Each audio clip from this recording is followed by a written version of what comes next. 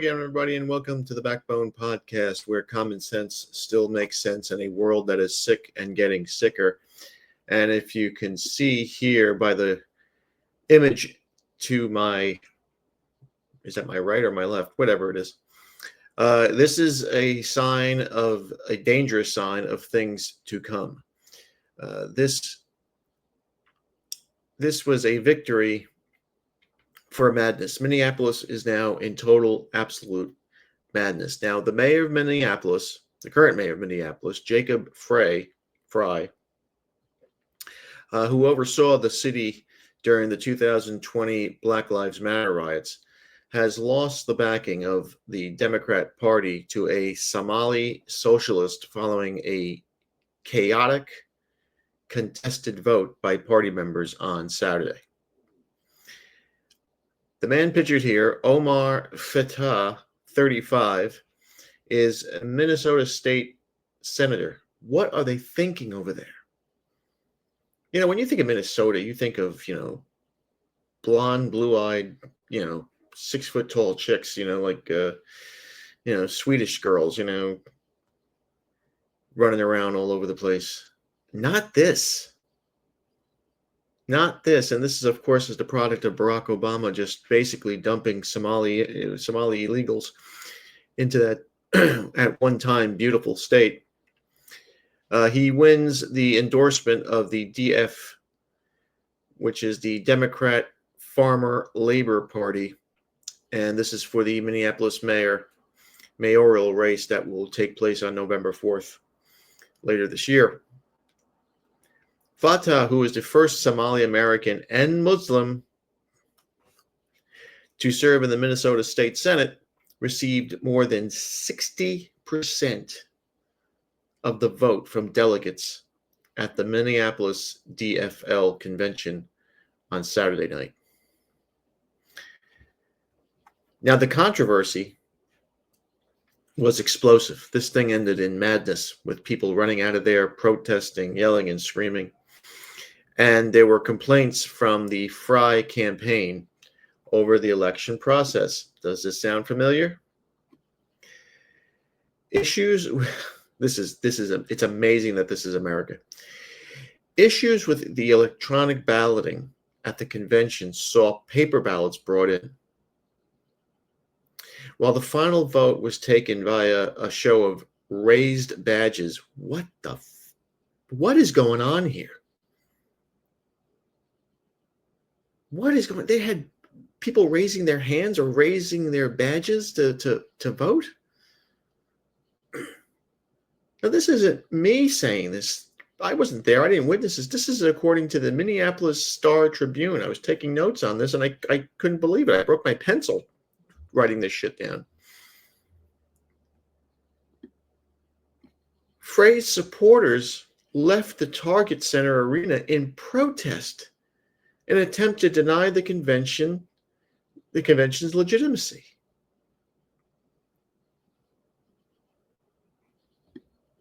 Now, according to Frey's campaign manager, Sam Schlellenberg, I wonder what tribe he's from. He says, and I quote, "This election should be decided by the entire city rather than a small group of people who became delegates, particularly in light of the extremely flawed and irregular conduct of this convention." Look at the people in that photo. I mean, does this look like America to you? What has happened to us? This is a direct, and let me tell you something. If you think it's going to stop in Minneapolis, it's going to happen in New York. And as New York goes, so does most of the rest of the country. Almost every city will follow suit. Chicago will follow suit. Boston already has followed suit. That woman up there is a maniac. San Francisco, Los Angeles, San Diego. All these cities will fall under the yoke of these lunatics, these socialist, most of them are going to be Muslim lunatics. And who votes for these people? I mean, it's got to be a majority white people who are voting for these guys. And the question I have is why? Why are we voting in people who don't share our values, who don't share our religion, who don't share the fundamentals of Western civilization? They hate Western civilization. They want to get rid of it at all cost. And yet we put them in positions of power.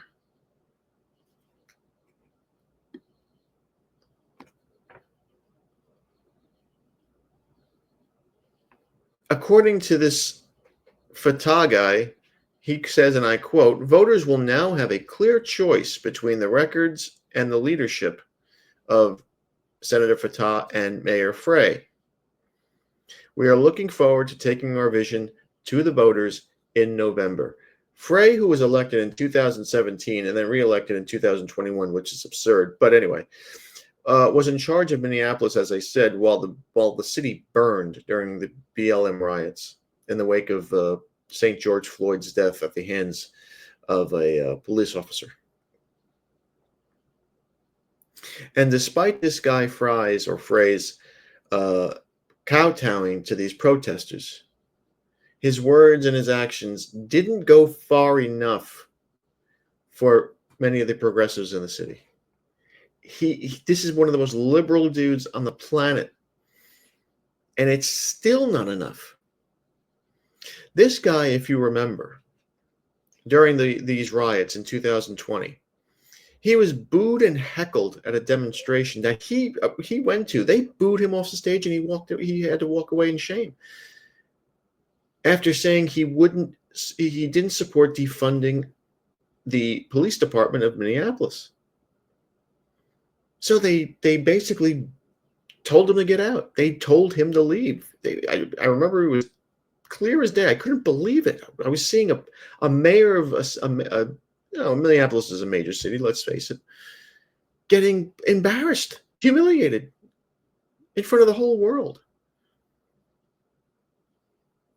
Now, what makes this scary is this guy Fateh is running a campaign that is almost mirror image of what Mamdani is doing in New York.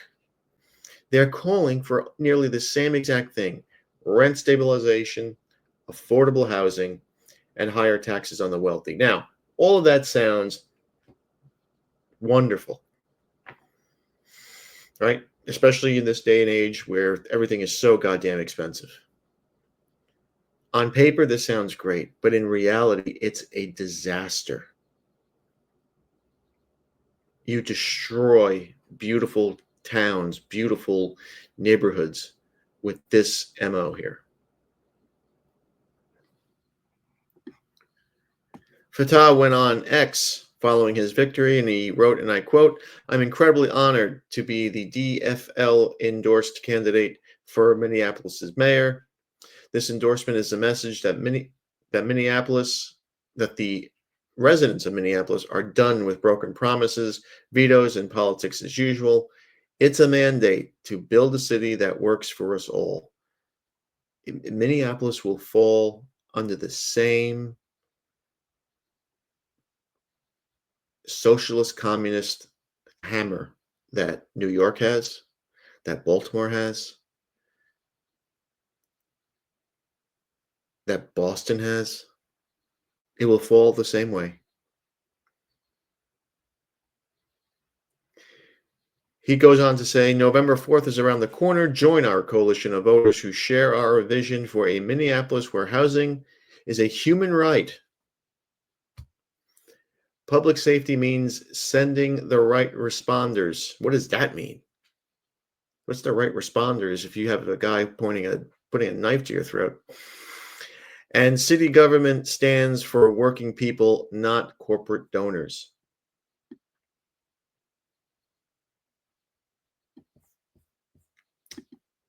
My goodness. We're in trouble. I think I once said I'm a big fan of Constantine, the comic books, and the movie I also loved.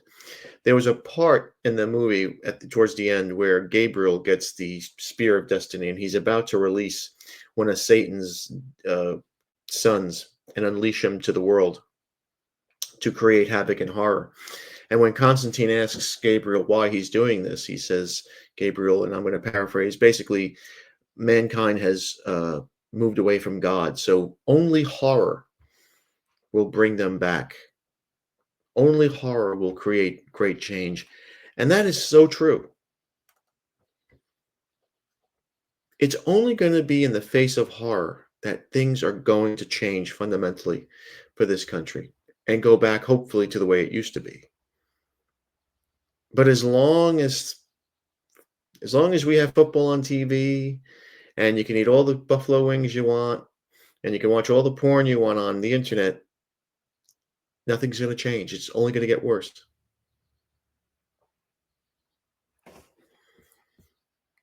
It's only going to get worse.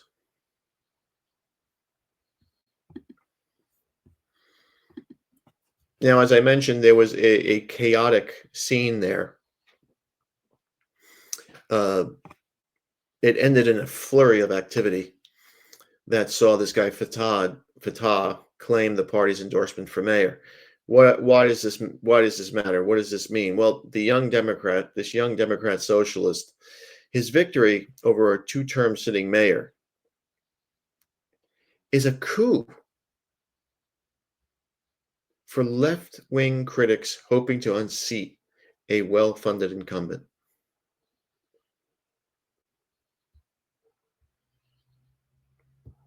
And this is the first endorsement by the DFL for a contested mayor's race since 1997, as per the Star Tribune.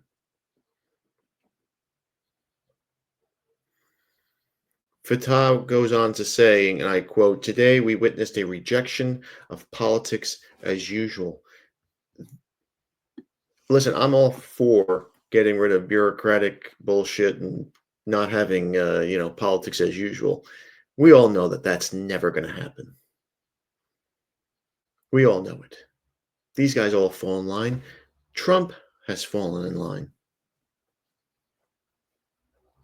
He goes on to say, "We know the status quo are going to do anything and everything to maintain power. They'll have all the money in the world, but they don't have you."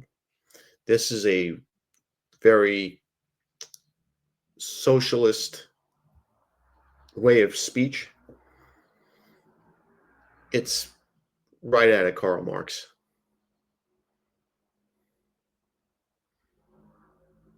The result the result of this chaos and this vote came after Frey supporters abandoned the arena around 9 p.m. Right now, all this crap with the ballots and all this it just everything got out of hand. And campaign officials alleging that the party's online delegate voting system had completely broken down. Again, I asked, this is 2025 in America. We have all the technology in the world. Why can't a vote just go on without a hitch? I mean, we're supposed to be the leaders of the world. We're supposed to be the examples of fairness and sophistication. We were supposed to take the mantle from the Greco-Roman world as the leaders of Western civilization, the people who are going to spread democracy all over the world, and we can't have a simple election without controversy and ballots breaking and machines shutting down and paper ballots coming from out of nowhere. I mean, if you can't have fair elections, or if elections are being questioned for their validity, then you have no country, you have no government, you have chaos, and this is chaos.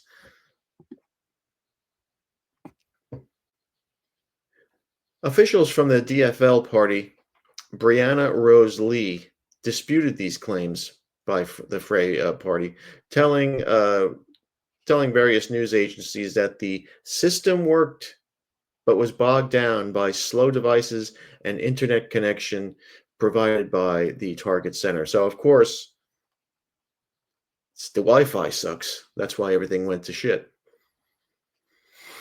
Now, Frey's campaign intends to appeal with the state level party, and I mean, now this thing is going to go into the courts and it won't go anywhere. Just look at what happened with Trump.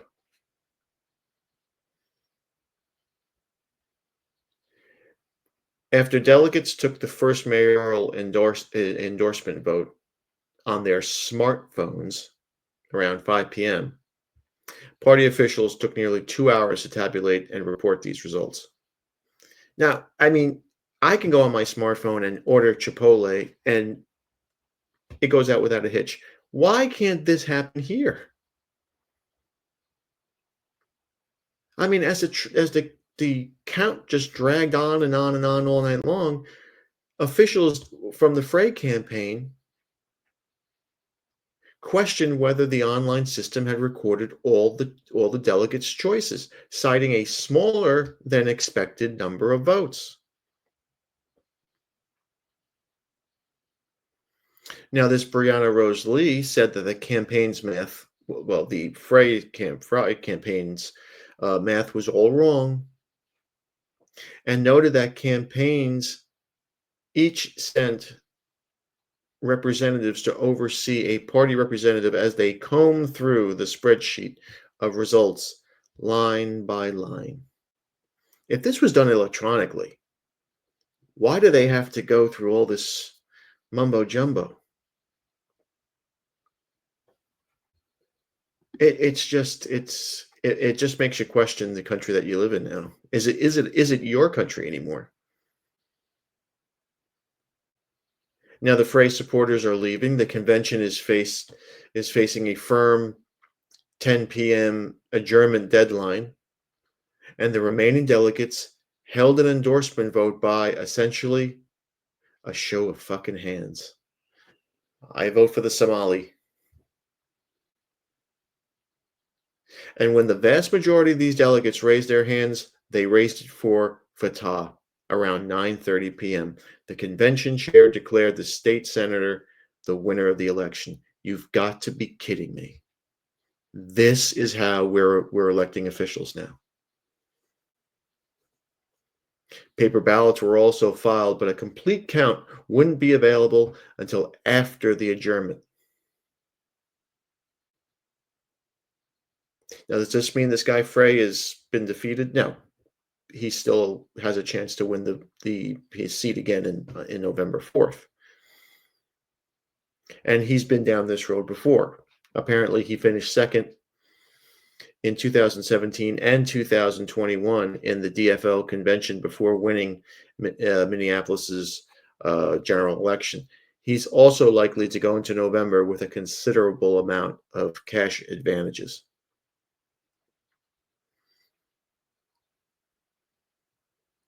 But just the fact that that Minneapolis has to deal with this is just outrageous. And if this guy loses, Fatah loses this election, there will be riots in the street. There will be riots November 4th, November 5th, November 6th in the street in Minneapolis. You can almost guarantee it.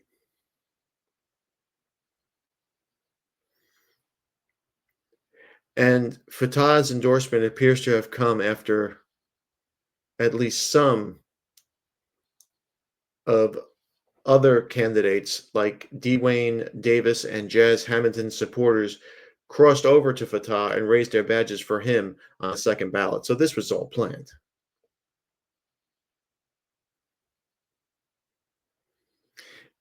In the only round of endorsement voting on Saturday, Fatah received roughly 44% to Frey's 31 of the 577 votes. The party's endorsement threshold is 60%. Dwayne Davis, received 19%. So he apparently the rules in Minneapolis say you have to get at least 20% to be on the second ballot. So he was eliminated. Hampton, the other person there, received 4%, and another lady, Brenda Short, got 1%. So they're all out.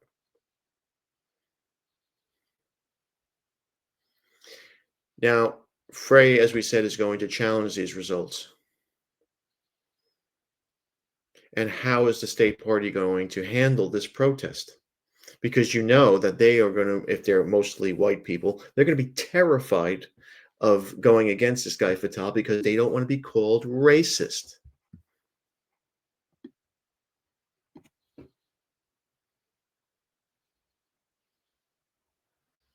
And now all of these nut jobs that are popping up in every city, like this guy Fatah and Mandani, they will only encourage more nut jobs to run for mayor or governor or senator and Congress until one day we have.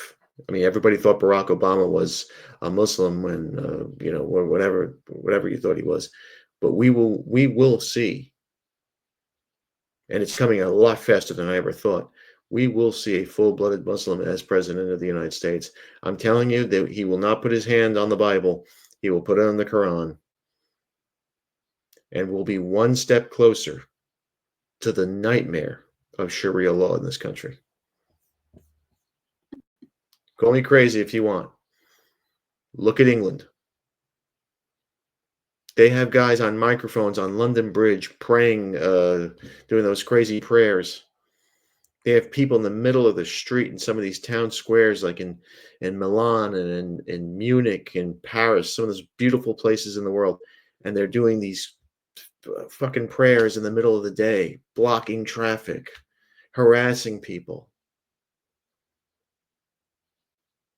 And it seems like Europeans and now Americans and Canadians are just helpless to this. I mean, what has happened to white men in this world that we're just kowtowing to this stuff? I mean, this kid lived in a mutt hut at one point, and now he's close. He has a shot to be an executive of a major city in the United States of America.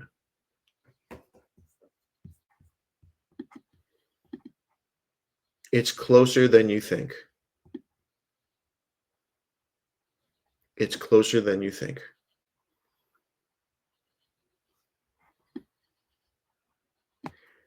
And we can only sit back and watch. As helpless as that sounds, it's what we're doing. We're just sitting back and watching.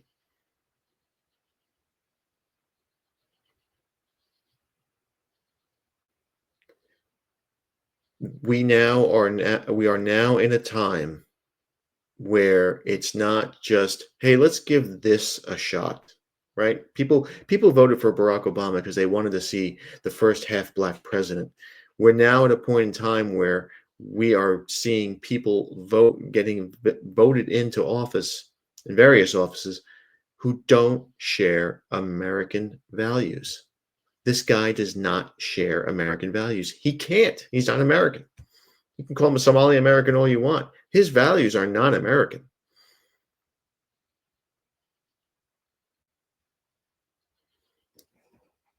He says he wants to take a compassionate approach to homeless encampments. What does that mean? You're just going to let homeless people just move into apartments and not pay for them, or pretty much give them free housing? It's not free, dude. Somebody in Minnesota and in Minneapolis is going to pay, and the federal government will pay. And these guys they love that word. Free, free, free.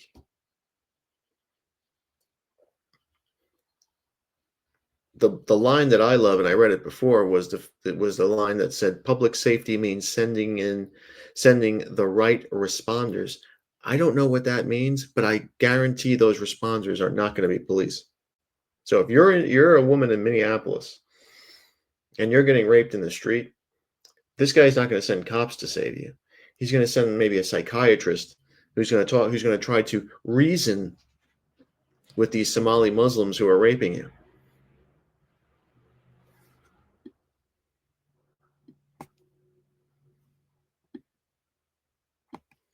I just can't believe that they literally had a show of hands to conclude this vote on Saturday. This is just amazing to me, and I covered this story. There's an explosive story to me. There's a timeline about Epstein and Trump that I think is the reason why Trump is trying to get rid of this whole Epstein stuff. But I was going to cover that tonight, but this just blew me the fuck away. This just blew me away.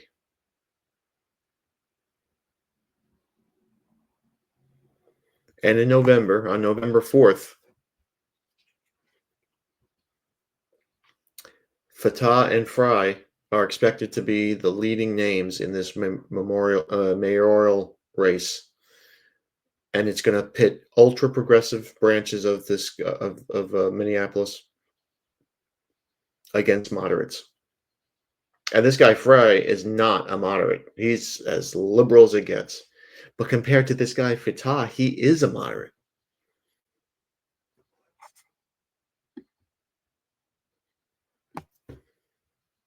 And this is a mirror image of what happened in New York.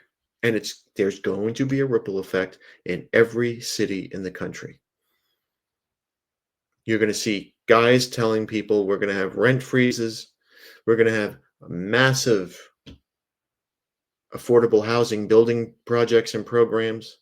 We're going to have new taxes on the wealthiest of the city, not just wealthy people, but corporations and businesses. And you're going to see those businesses, those corporations, and those people abandon every city. It will look like Detroit. Minneapolis will look like Baltimore.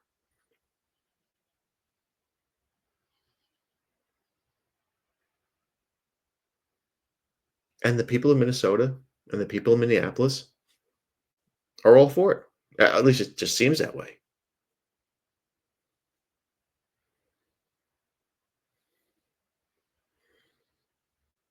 And they're going after people who have the delusion that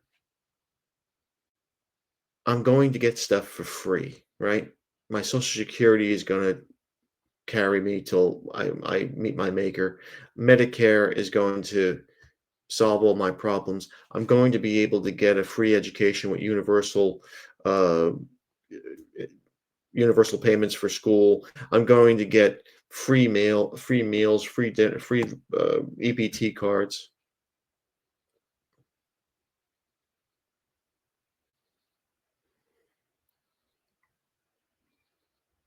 They don't understand that this will all lead to a collapse in the system.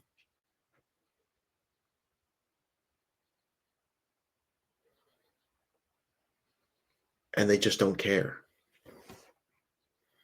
And I'll quote what Minnesota DFL chair Richard Carlbaum told people in attendance on Saturday night. And I quote, "We are a coalition by definition, the Democrat Farmer Labor Party. Our party is made up of farmers and laborers. Our party is made up of progressives, environmentalists, feminists, Democrats, socialists, gays, lesbians, bisexual, transgender. We come from different places. We come from different spaces. We represent what is best about America." Really? Our differences are our strength. If you want to be an authoritative party, go be a Republican. Well, there's your invite, Minneapolis. If you want a party that's going to be about progressive values, environmental nonsense, spreading feminism even more than it's already spread. So now your 10-year-old daughter can go get breast implants if she wants, or your 15-year-old daughter can get an abortion without your even knowing. If you want to have gay and lesbian and bisexual and transgender studies in your classroom instead of math, science, and history, you're going to vote for this guy just so you can get a free EBT card. Because rent stabilization is a myth. It's never going to happen. And affordable housing only means they're going to build projects, and you're going to have drugs, prostitution, gun wars left and right every night. You're going to look at Chicago and Detroit, and you're going to have that in your town, and you're going to love it because it's what you voted for. It's what you deserve.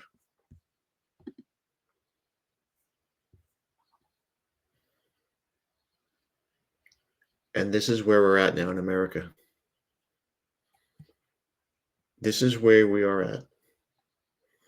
We have a 35-year-old Somali Muslim who is a vote away from taking control of a major city in America.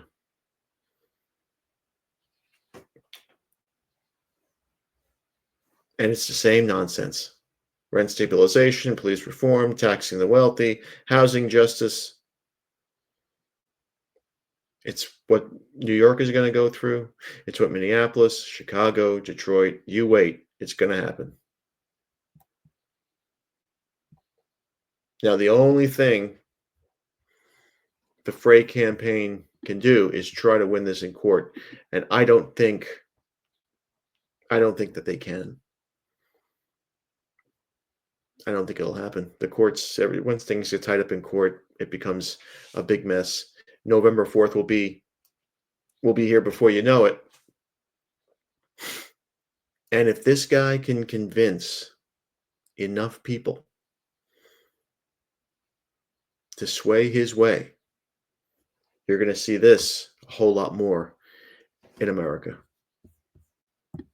God help us all. God help us all, because Satan is winning this war right now. We're in the 10th round, and he's still throwing haymakers. Well, thank you again for watching. Please like, subscribe, comment, and share. Be careful, my friends. Look what's happening around you. Satan is dancing the jig. Be a man, have a backbone, because masculinity and common sense are worth standing up for. Let's pray. We'll see you later.